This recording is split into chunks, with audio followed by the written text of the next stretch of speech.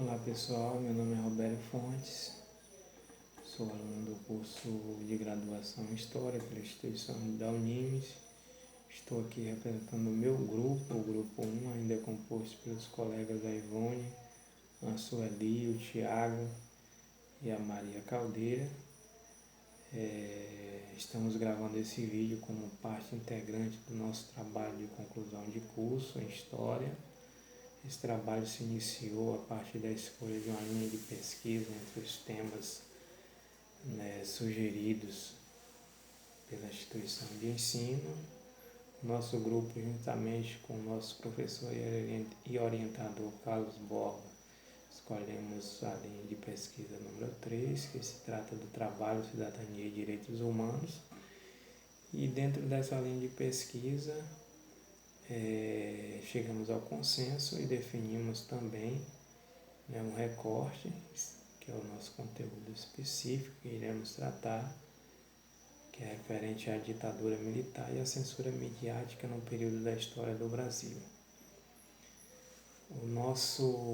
Para justificar o nosso tema, o tema do nosso trabalho, que é a ditadura militar e a censura midiática, não poder permitir que essa história sobreviva apenas na memória daqueles que vivenciaram todo o período da ditadura militar. O período da ditadura militar é uma história que deve ser repassada a todas as gerações que estão por vir. Que assim como reverenciamos heróis, ídolos, devemos realmente render homenagens àqueles que colocaram suas vidas a serviço da democracia, e que estavam de fato dispostos a morrer pelo Brasil, como bem diz o nosso hino nacional. O nosso conteúdo se inicia a partir de 1964, que é onde a democracia vai ser severamente agredida por um golpe militar que percorreu aí mais de 20 anos, aproximadamente, um período marcado por governos extremamente linha dura, governos opressor, por características do período da ditadura militar. Nós entrelaçamos no nosso recorte, nossa linha de pesquisa, o comportamento da mídia. Foi um ato que nos chamou a atenção durante o período da ditadura militar.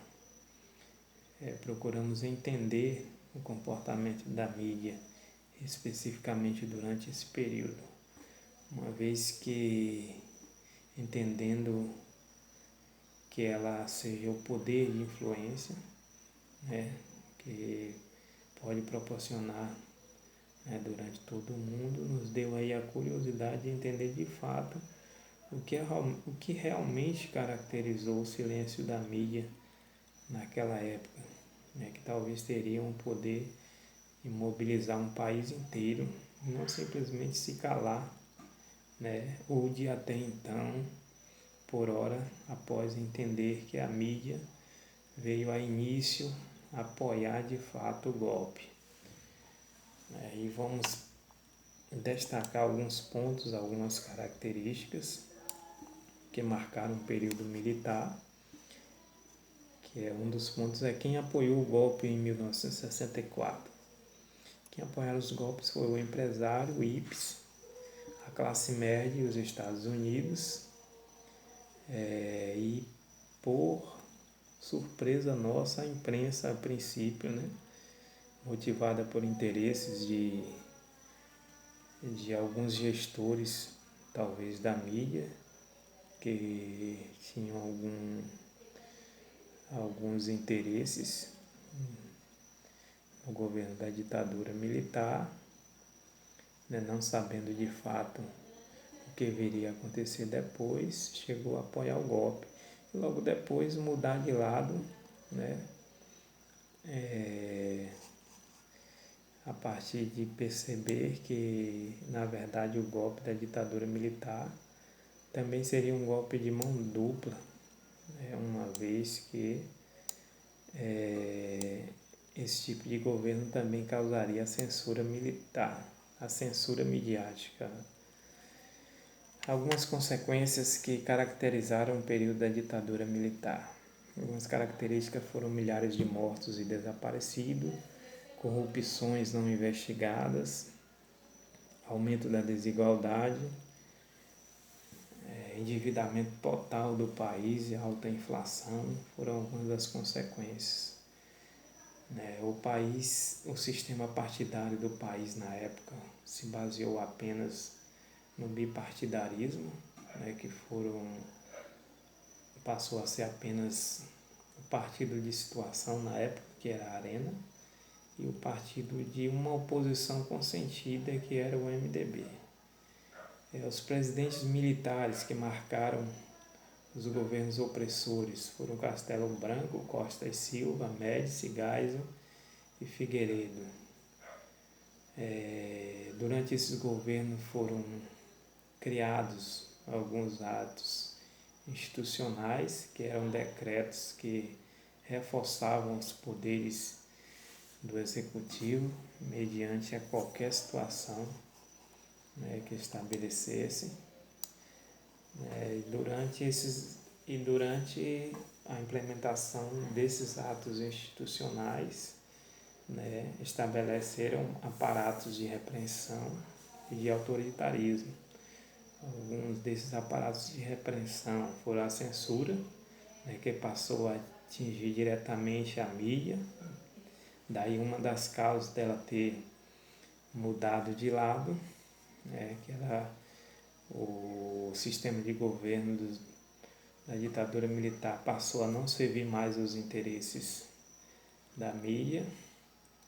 Então houve uma censura não apenas da mídia, mas como de todos os artistas da época, sequestro de pessoas, tortura, execuções, ataques a bombas, ou seja, um verdadeiro terrorismo de Estado implementado mesmo na sociedade, e o pior por aqueles que deveriam de fato proteger a sociedade, proteger a nação. Era quem proporcionou todo o terrorismo instalado. Durante todo esse processo, vai aparecer alguns movimentos de resistência, uns com mais, outros com menos força, mas são alguns movimentos de resistência que marcaram a época e que iniciaram assim movimentos em busca da democracia, da igualdade e da luta por direitos iguais. Alguns desses movimentos que apareceram durante o período da ditadura militar foi a Frente Ampla, os artistas de cinema, de música, de artes, que procuravam de alguma forma manifestar o seu descontentamento com o estilo de governo implementado. É claro que alguns iam ser torturados, censurados e até executados mesmo. Esta foi a infeliz realidade da época.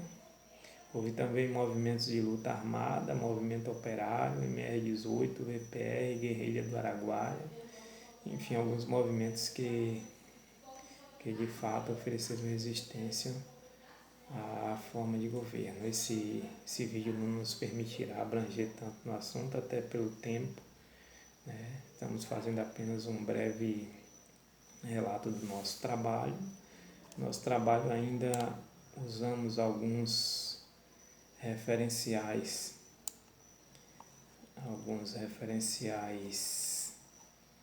teóricos que nos ajudou na construção desse trabalho, com algumas citações como as de Hélio Gaspari, Jaime Pinsky, Carla Pinsky, e outros que nos ajudaram com as suas citações a implementar a construção desse trabalho.